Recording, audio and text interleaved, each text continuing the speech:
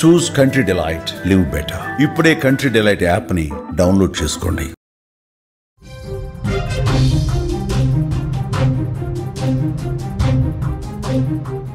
Breaking news చూస్తున్నాం. పిల్లలకు శాపాలుగా మారుతున్న ఈ తల్లిదండ్రులు చేస్తున్నటువంటి పాపాలు. దయనీయంగా మమత పిల్లల పరిస్థితి ఉంది ప్రస్తుతం. హితేక్ష హత్య కేసులో మమత జైలుకెళ్ళింది.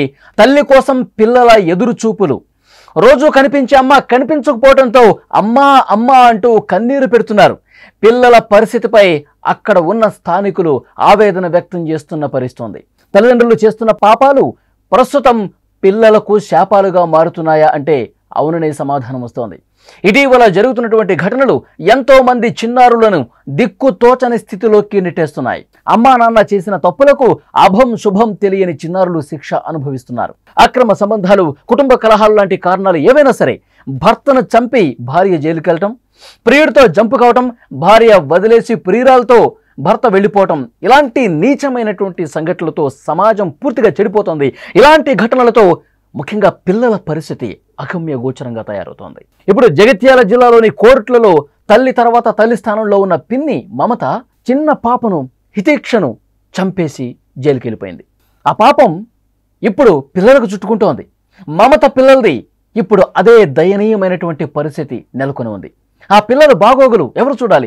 అమ్మ అమ్మ అంటూ ఏడుస్తూ ఉన్నారు, కన్నీళ్లు పెట్టుకుంటా ఉన్నారు. మమత జైలుకి పోయింది. ఇప్పుడు ఆ తల్లి స్థానం ఎవరు కావాలి? ఎవరు చూస్తారు? ఆ బాధ్యతలు ఎవరు చూడాలి? మమతకు ఇద్దరు కూడా ఆడపిల్లలే ఉన్నారు. వారిది చాలా చిన్న వయసు. ఎక్కడో దూరాన సౌదీలో నాన్న లక్ష్మణ్ ఉంటాడు. పుట్టిన నాటి నుంచి అమ్మే వారికి సర్వస్వం. లోకానికి మమత ఓ నిందితురాలు ఇప్పుడు. కానీ వారికి మాత్రం ఓ మాతృమూర్తి. ఆమె లేనిదే వారికి పూట గడవదు. అన్నం తినిపించాలన్నా, స్నానం చేయించాలన్నా, జో కొట్టి నిద్ర పుచ్చాలన్నా అమ్మే కావాలి కదా. ఉదయం లేచి నుంచి రాత్రి పడుకునే వరకు అన్నీ అమ్మే. అమ్మ వెంటే ఉంటారు. అమ్మతోనే రోజంతా గడిచిపోతుంది. ప్రస్తుతం ఏం జరుగుతుందో కూడా అసలు వాళ్ళకి అర్థం కావట్లేదు. అమ్మ ఎందుకు కనిపించట్లేదు? అమ్మ ఎందుకు వెళ్ళిపోయింది? అమ్మను ఎందుకు పోలీసులు తీసుకెళ్ళిపోయారు? అసలు ఏం జరిగింది? ఇది కూడా తెలియనటువంటి అమాయకులు. అంత చిన్న వయసు, వాళ్ళకేం అర్థం కావట్లేదు ఏం జరుగుతుందో. హితేక్ష హత్య కేసులో మమత జైలుకి వెళ్ళటంతో ఆ పిల్లలు అమ్మ ఎక్కడా అంటూ కన్నీటితో నిండిన కళ్ళతో బిత్తర చూపులు చూస్తున్నారు. నాన్న అమ్మ ఎక్కడా అంటే లక్ష్మణ్ చెప్పలేని పరిస్థితి ఉంది. వారి తండ్రి అసలు ఏమీ మాట్లాడలేని పరిస్థితి ఉంది. ఆ పిల్లలు ఏం పాపం చేయలేదు, వారికి ఏ ఘోరం కూడా తెలియదు. కానీ మమత కంటే ఎక్కువ శిక్షను వాళ్ళు అనుభవిస్తున్నటువంటి పరిస్థితి ఉంది. ఎంత దారుణం చూడండి. మమత చేసినటువంటి ఆ పాపం పిల్లలకు చుట్టుకోవటం అంటే ఇదే కదా. ఎంత దారుణం. ఇప్పుడు నవీన కుమార్తెను, నవీన కూతురు హితేక్షను చాలా దారుణంగా కత్తితో పొడిచి పొడిచి చంపేసింది. నవీన మీద పెంచుకున్నటువంటి ఆ కోపం, ఆ కక్ష, ఆ పగతో రగిలిపోయి ప్రేమను నటించి అక్క అక్క అంటూ ప్రేమను నటిస్తూ నటిస్తూ నవీన లేని సమయంలో పాప హితేక్షను పక్కింటి బాత్రూంలోకి తీసుకెళ్లి చాలా దారుణంగా అప్పటికే పెట్టుకున్నటువంటి కత్తి కట్టరతో కోసి కోసి చంపేసింది. తనకు కూడా ఇద్దరు ఆడపిల్లలు ఉన్నారు. ఆ ఆడపిల్లల భవిష్యత్ ఏంటి? నేను దొరికిపోతాను, నేను జైలుకి వెళ్తాను, ఇదేమీ ఆలోచించాల. నేను జైలుకి వెళ్ళిపోతే నాకున్న ఇద్దరు ఆడపిల్లల పరిస్థితి ఏంటి? నా చిన్నపిల్లల పరిస్థితి ఏంటి? ఇది ఎక్కడ ఆలోచించాలా? ఇప్పుడు విషయం ఏంటంటే ఈమె జైలుకి పోతే, ఈమె ఊచలు లెక్క పెడుతుంటే, జైల్లో చెప్పకూడదు ఏంటుంటే ఆ ఇద్దరు పిల్లల బాగోగులు చూడాల్సిన బాధ్యత ఇప్పుడు నవీన్ మీదే పడింది.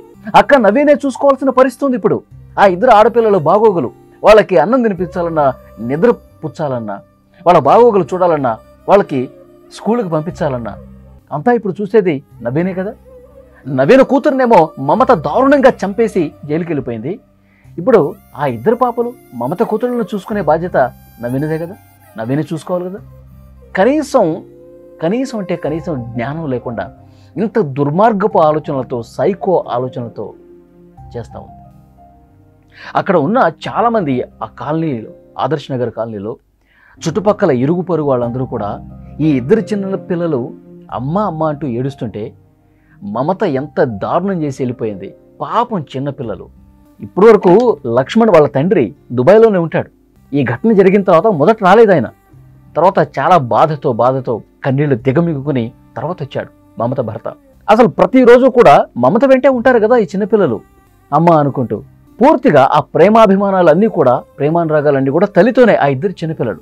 ఇప్పుడు మమత పూర్తిగా దూరం అయిపోయింది, జైలుకి వెళ్ళిపోయింది. ఆ చిన్నపిల్లలు ఏడుస్తూ ఉన్నారు.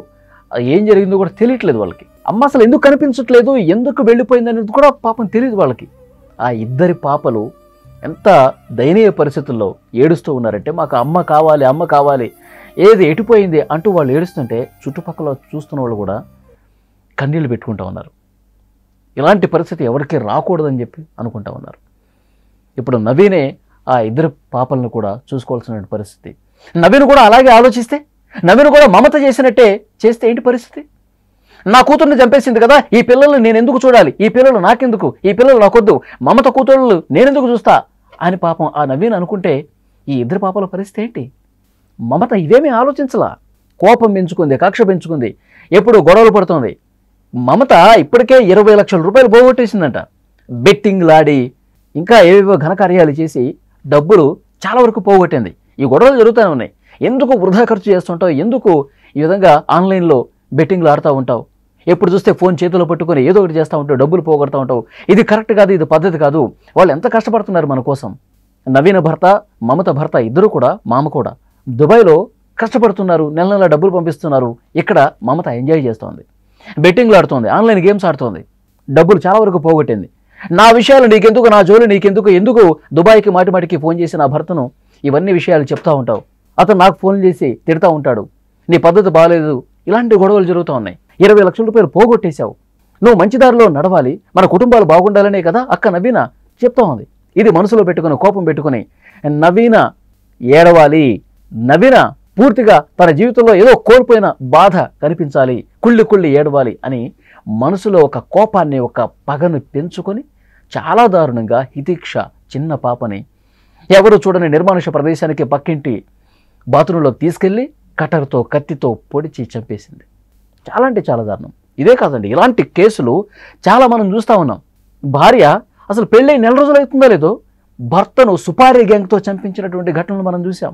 హనీమూన్ మర్డర్లు మనం చూసాం. మైనర్లు కూడా తల్లులను చంపేస్తున్నటువంటి ఘటనలు మనం చూసాం. ఈ సమాజం ఎడిపోతుందో ఏం అర్థం కావట్లా. అసలు పెళ్ళై పిల్లలున్న వాళ్ళు కూడా, 10-15 సంవత్సరాలు కాపురాలు చేసిన వాళ్ళు కూడా తమ భర్తల్ని చంపిస్తున్నారంటే ఈ సమాజం ఎంతగా చెడిపోయిందో, కొంతమంది వల్ల ఎంత దారుణమైనటువంటి పరిస్థితులు కనిపిస్తున్నాయి. మీడియాలో 1 సంవత్సర కాలంగా ఇలాంటి కల్చర్ ఎక్కువైపోయింది. చాలా అంటే చాలా దారుణాలు జరుగుతున్నాయి. నిన్న ఒక లేటెస్ట్ రిపోర్ట్ ఒకటి చూస్తే, నార్త్ ఇండియాలో విపరీతంగా భర్తల్ని చంపినటువంటి కేసులు వెలుగు చూస్తున్నాయి. కొన్ని వందల కేసులు కనిపిస్తున్నాయి. భార్య భర్తను చంపినటువంటి కేసులు కొన్ని వందలు రికార్డ్స్ అన్ని కూడా బయటకు వస్తూ ఉన్నాయి. చాలా అంటే చాలా దారుణమైనటువంటి సిచ్యువేషన్ కనిపిస్తుంది. కానీ ఈ పెద్దలు వీళ్ళు చేసినటువంటి ఈ దురాగతాలతో వాళ్ళు కళ్ళు నెత్తికెక్కి, మదమెక్కి, కామ కోరికలు ఎక్కువైపోయి ఇంత దారుణానికి తెగబడుతున్నటువంటి పరిస్థితి ఉంది. వాళ్ళు పాపాలు చేస్తూ ఉన్నారు, జైలుకు పోతున్నారు, కానీ శిక్ష అనుభవించేదేంటి? కొన్ని రోజులు జైలుకు పోతారు, అక్కడ వాళ్ళ మానాన్ని వాళ్ళు బతుకుతూ ఉంటారు, కానీ శిక్ష అనుభవిస్తుంది చిన్న పిల్లలు. పాపం అభం శుభం తెలియనటువంటి అమాయకులు కన్నీళ్లు పెట్టుకుంటున్నారు. అమ్మ, నాన్న ఎక్కడికి వెళ్ళారు? రోజు మాతోనే ఉండేవాళ్ళు కదా, మాకు అన్నం తినిపించేవాళ్ళు కదా, మమ్మల్ని పడుకోబెట్టేవాళ్ళు కదా, మాకు కథలు చెప్పేవాళ్ళు కదా, ఎక్కడికి వెళ్ళిపోయారు అమ్మ అంటూ ఆ చిన్న పిల్లలు ఏడుస్తుంటే శిక్ష చిన్న పిల్లలకా? ఈ చిన్నపిల్లల శిక్ష అనుభవించాల్సింది. చాలా అంటే చాలా దారుణమైనటువంటి పరిస్థితి ఉంది. కానీ వాళ్ళకి ఏ పాపం తెలియనటువంటి పరిస్థితి, ఏ ఘోరం కూడా తెలియదు ఆ చిన్నపిల్లలకి. మమత కంటే ఎక్కువ శిక్షను అనుభవిస్తున్నారు చిన్నపిల్లలు. ఏడుస్తున్న వాళ్ళని దగ్గర తీసుకుని హితేక్ష తల్లిదండ్రులే ఓదార్చే తంతు అక్కడ కనిపిస్తూ ఉంది. అందరి గుండెలు కూడా పగిలిపోతున్నాయి ఆ సీన్ చూస్తుంటే. ఈ ఘటనలో కాదు, ఇటీవల ఇలాంటి దారుణాలు ఇంతకుముందు నేను చెప్పినట్టు చాలా అంటే చాలా జరుగుతున్నాయి. పిల్లల జీవితాలను ప్రభావితం చేస్తున్నటువంటి పరిస్థితి ఉంది. అనైతిక సంబంధాలు, దురాలోచనలు నిండిన అమ్మా నాన్నలు ప్రతి ఒక్కరూ కూడా ఒక్కసారి ఆలోచించాలి. తమ పిల్లల కోసం ఆలోచించాలి, తమ భవిష్యత్తు కోసం ఆలోచించాల్సినటువంటి అవసరం ఉంది. కోపతాపాలు, క్షణిక సుఖాల కోసం వెంపర్లాడితే ఈ లోకానికి మీరే పరిచయం చేసినటువంటి మీ కన్న పేగులు ఆగమైపోతున్నది గుర్తు రావట్లేదా? దయచేసి ప్రతి తల్లిదండ్రులకు చెప్తా ఉంది, పిల్లల భవిష్యత్ ఒక్కసారి ఆలోచించండి. వాళ్ళందరికీ ఒక హెచ్చరిక చేస్తా ఉన్నాం. ఒక్కసారి ఆలోచించండి. ఇలాంటి దుర్మార్గమైనటువంటి ఆలోచనలు కట్టిపెట్టండి. ఇప్పటికైనా పిల్లల భవిష్యత్తును నాశనం చేయకండి.